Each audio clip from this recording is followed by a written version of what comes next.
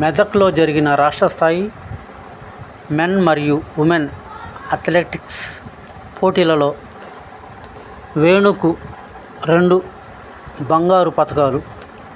రాష్ట్ర స్థాయి మెదక్లో జరిగిన మెన్ మరియు ఉమెన్ అథ్లెటిక్స్ పోటీలలో ఖమ్మం క్రీడాకారుడు వేణు మెన్ విభాగంలో మరియు డిస్క్ విభాగంలో ప్రథమ స్థానం సాధించి 2 బంగారు పతకాలను సాధించడం పట్ల DYSO Sunil Reddy, coach Ghouse, athletics సంఘం బాధ్యులు వెంకటేశ్వర్లు, షాఫిక్ అహ్మద్, సుధాకర్, కృష్ణయ్య, రవి, హలీం,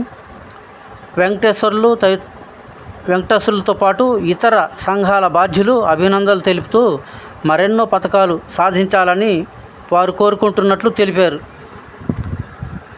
మా న్యూస్ తెలుగు ఛానల్, మహమ్మద్ బుర్హానుద్దీన్, వేంసూర్, ఖమ్మం జిల్లా, తెలంగాణ.